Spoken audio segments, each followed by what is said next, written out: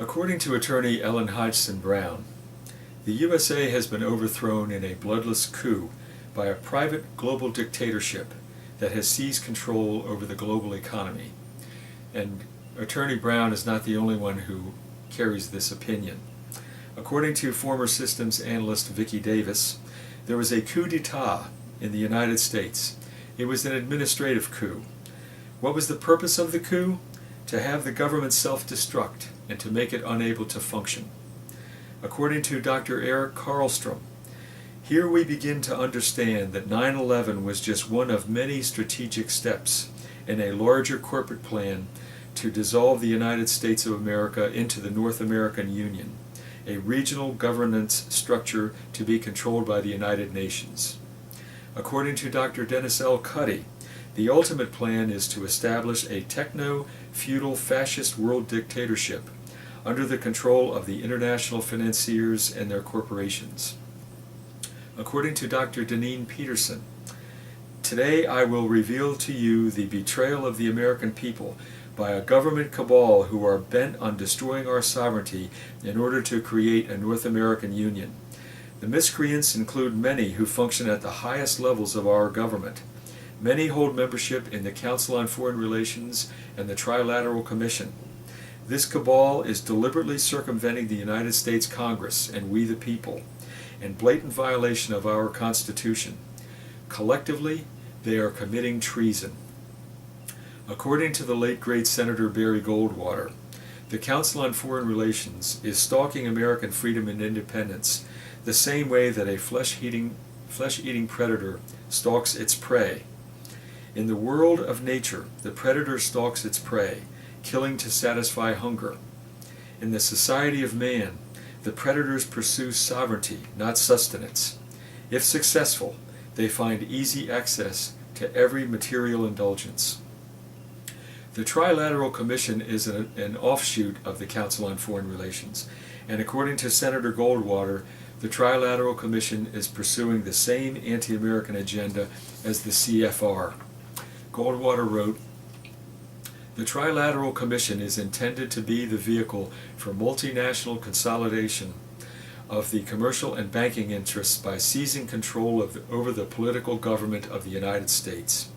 The Trilateral Commission represents a skillful, coordinated effort to seize control and consolidate the four centers of power: political, monetary, intellectual, and ecclesiastical. What the Trilateral Commission intends is to create a worldwide economic power that is superior to the political governments of the nation-states involved. As managers and creators of this system, they will rule the future." Admiral Chester Ward was in the United States Navy, and for 20 years he was a member of the CFR, and according to Ward, the CFR has a goal, quote, "submergence of United States sovereignty and national independence into an all-powerful one-world government. This lust to surrender the sovereignty and independence of the United States is pervasive throughout the membership.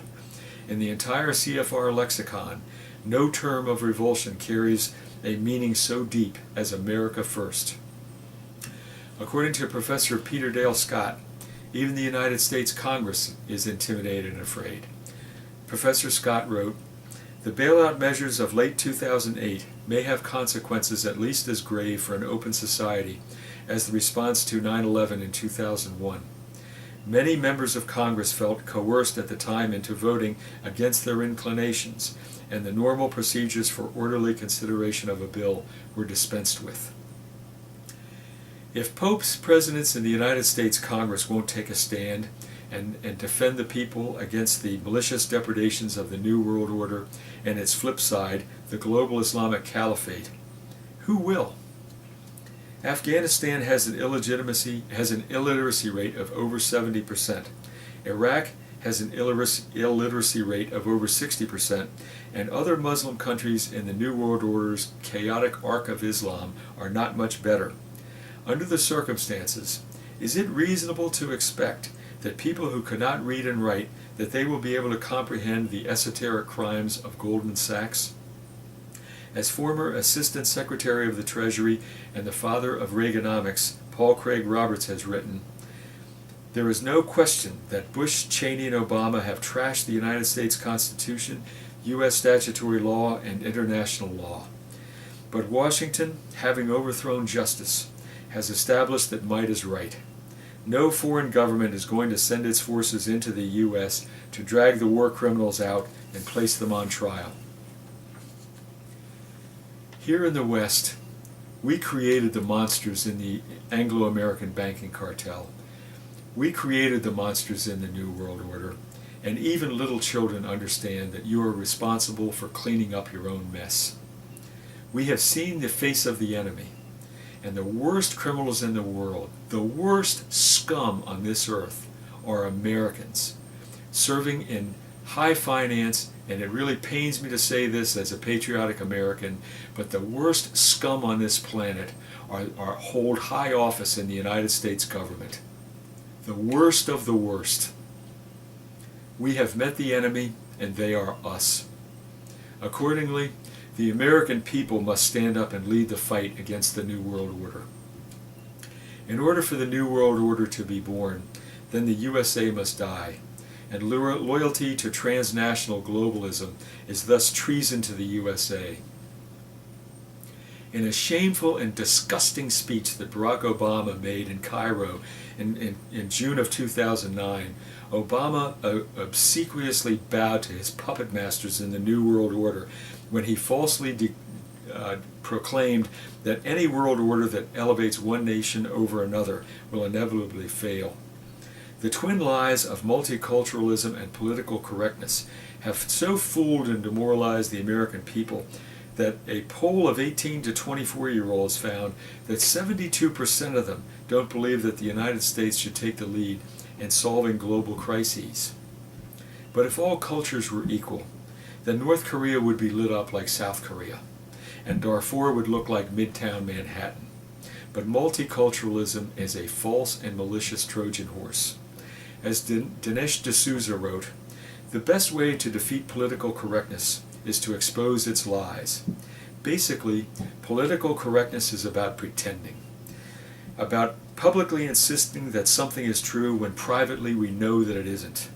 It's about shutting people down that don't conform to the prevailing orthodoxy.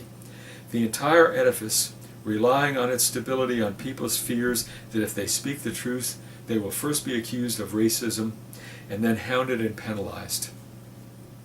As Tom Paine wrote in Common Sense, the cause of America is in great measure the cause of all mankind. The USA is the only nation in world history that was founded upon God's truth, the laws of nature and nature's God, which is exactly the reason why the New World Order is so keen to destroy the USA. But if Americans won't stand up and fight for their own country, then who will?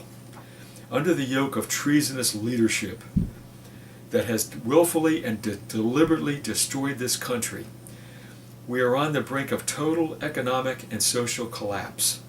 But the Tea Party and Occupy movements are eloquent testimony to the fact that the American people are slowly waking up to the legion of traitors who command the cultural heights, run the United States government, and who walk among us.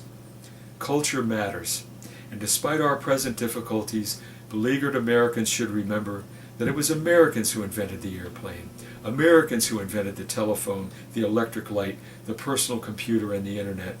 It was the United States of America that landed a man on the moon, and it was the United States of America that put a probe on one of the moons of Saturn.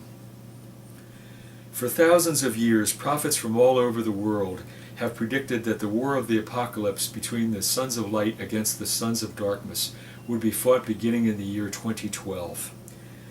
Clearly we are in a nation in need of very radical change, but how do you start a second American Revolution? What provokes people to stand in front of a tank, to take great risks, and to set in motion a chain of events that will overthrow a powerful government?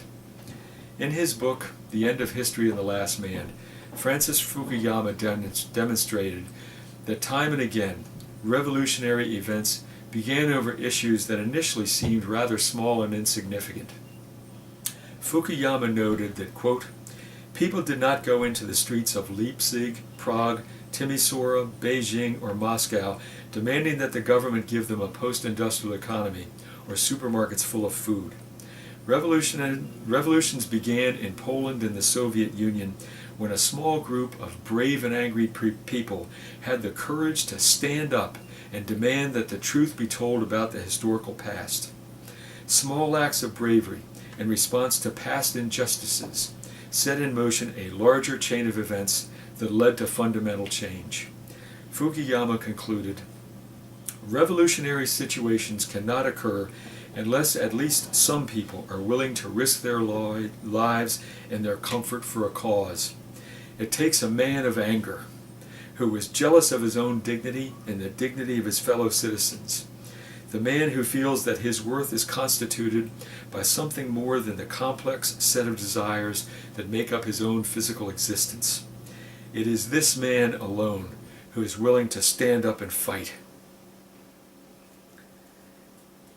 Finally, in St. Paul's epistle to the Ephesians, St. Paul wrote, "Therefore put on the whole armor of God, that you may be able to withstand in the evil day, and having done all, to stand. Stand therefore, to make known with boldness the mystery of the good news, for which I am an ambassador in chains. Peace be to the brothers, from God the Father and the Lord Jesus Christ."